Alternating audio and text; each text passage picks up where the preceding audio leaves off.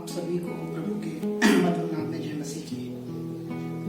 अभी इन दिनों जब हमें अंत के दिनों के बहुत से साइन दिखाई दे रहे हैं और हम बहुत चिंतित हैं और हमारे हाथों में अब हम लोगों ने बाइबल पकड़ ली है। अब हमने अपने आप को बहुत धार्मिक बना लिया है। हमने अपने आप को ज़्यादा से ज़्यादा समय हम कोशिश करने लगे हैं कि हम परमेश्वर की उपस्थिति में जाने लगे हैं। ज़्यादा से ज़्यादा कोशिश करते हैं कि हम मीटिंग्स को या दुआओं को अटेंड करने लगे। क्यों? क्योंकि हमें लगने लगा है कि अब अंत के दिन आ गए और हमारा न्याय होगा और हम चाहते हैं कि हम परमेश्वर के राज में शामिल हों। मगर उससे पहले कि हम परमेश्वर के राज में शामिल हों और हमारी ये सब चीज़ें जो हम इन दिनों कर रहे हैं, इससे पहले कि ज़रूरी है कि हम ये जानें कि परमेश्वर चाहता है कि हम सबसे पहले एक नई सृष्टि बने। और जब तक हम परमेश्वर में नई सृष्टि नहीं बनेंगे तब तक हम परमेश्वर के राज में शामिल नहीं होंगे। तो परमेश्वर का वचन आइए बताते हैं कि परमेश्वर का वचन न्यू क्रिएशन के बारे में या नई सृष्टि के बारे में क्या बताता है। 2 कुरिन्थियों उसकी 3 उसकी 17 का वचन में परमेश्वर हमें इस तरीके से बताता है, सो यदि कोई मसीह में हो तो वह नई सृष्टि है। यदि हम मसीह में हैं तो हम एक नई सृष्टि हैं। और वचन आगे बताता है, पुरानी बातें बीत गई, देखो वे सब नई हो गई। हमारे को नया बनना बहुत जरूरी है। परमेश्वर का वचन बताता है 3री आयत में 3रे बाब में उसकी 17वीं आयत में ये बताता है कि हमें नया बनना बहुत जरूरी है। और आइए और आगे देखते हैं कि परमेश्वर हमें किस किस तरीके से नया बनाना मांगता है।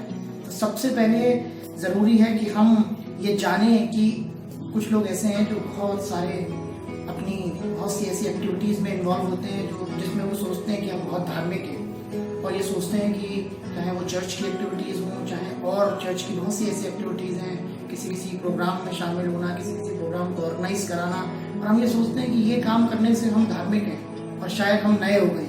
मगर नहीं, परमेश्वर का वचन बताता है तीतुस की किताब उसकी 3री आयत और उसके 5वें पद में ये लिखा है कि तुम्हारे धर्म के कारण नहीं, तुम्हारे धर्म के कामों के कारण नहीं, मगर परमेश्वर बताता है कि पवित्र आत्मा के द्वारा हम नए किए जाएंगे।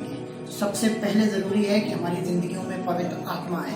जब हमारी जिंदगियों में पवित्र आत्मा आएगा तभी हम अपने जीवन में ये कह सकते हैं कि हम नई सृष्टि हैं। जब हम ये कह सकते हैं कि नई सृष्टि है तभी हम परमेश्वर के राज में शामिल होंगे।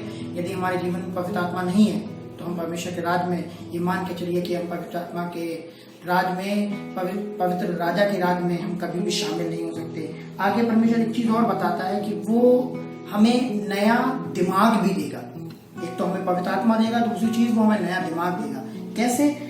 तीतुस की किताब उसकी पहले बाब की 13वीं आयत में पौलुस बताता है कि मैं पहले लोगों को बहुत सताया करता था, लोगों को बहुत सी गलत बातें बोला करता था और मैंने अपने आप को बहुत गलत बातों में इन्वॉल्व कर रखा था। हम लोग भी ऐसा ही करते हैं। हम लोग अभी भी बहुत सी गलत बातों में शामिल हैं, लोगों की खिलाफत करते हैं, गालियां बकते हैं, गलत एक्टिविटीज में अभी भी शामिल हैं। मगर पौलुस बताता है कि मैंने परमेश्वर के आगे ये मान लिया कि मैं सृष्टि में सबसे पापी हूँ। और जब उसने ये मान लिया कि मैं सबसे पापी हूँ, उसका दिमाग पवित्र आत्मा ने चेंज कर दिया।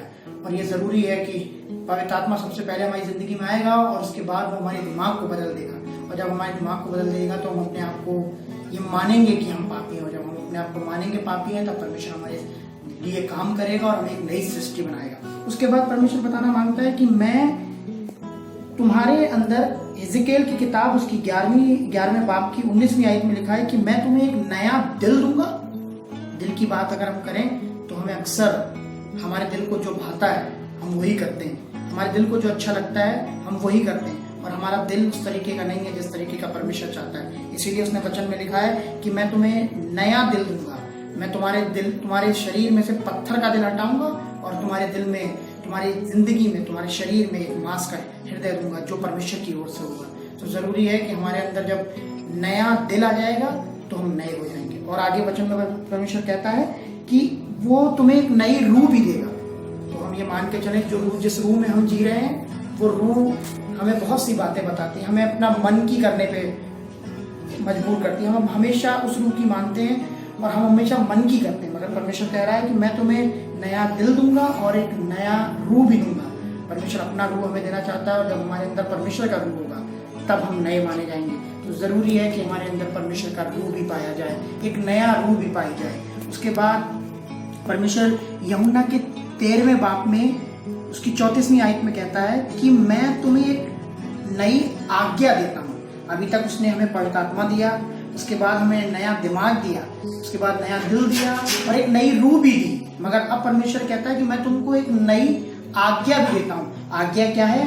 कि आज्ञा ये बताती है कि तुम एक दूसरे से प्रेम करो। ये सबसे बड़ी आज्ञा है कि हम एक दूसरे से प्रेम करें। ये एक नई आज्ञा है। जब तक हम इस आज्ञा को नहीं पालन करेंगे, जब तक हम एक दूसरे से प्रेम नहीं करेंगे, हम लोग क्या कहते हैं कि जो मुझे अपने घर पे बुलाएगा मैं उसको अपने घर पे बुलाऊंगा, जो मुझसे सही से बात करेगा मैं सिर्फ उसी से बात करूंगा, जो मुझसे दब के बात करेगा मैं सिर्फ उससे बात करूंगा। मगर परमेश्वर का रूह, परमेश्वर की वचन हमें ये बताता है कि मैं तुम्हें एक नई आज्ञा देना चाहता हूँ। जो आज्ञा ये है कि तुम एक दूसरे से प्रेम करो। जब तक हमारे अंदर ये चारों और पांचों चीजें नहीं होंगी, हम परमेश्वर के राज में कभी शामिल नहीं होंगे। चाहे हम दिन भर वचन लेके बैठे रहें, चाहे हम उपवास में आ जाएं, चाहे हम जिंदगी में कोई भी वैसा काम कर लें, मगर जब तक हम नई तरीके से नहीं जन्मेंगे, जब तक हम नए तरीके से नहीं जन्मे जाएंगे, जब तक हम नई क्रिएशन नहीं होंगे, तब तक हम परमेश्वर के राज में शामिल नहीं होंगे। तो परमेश्वर के लोगों, ये आज की रात इस बात को समझने की बात है कि हमारी जिंदगी इन बातों पे,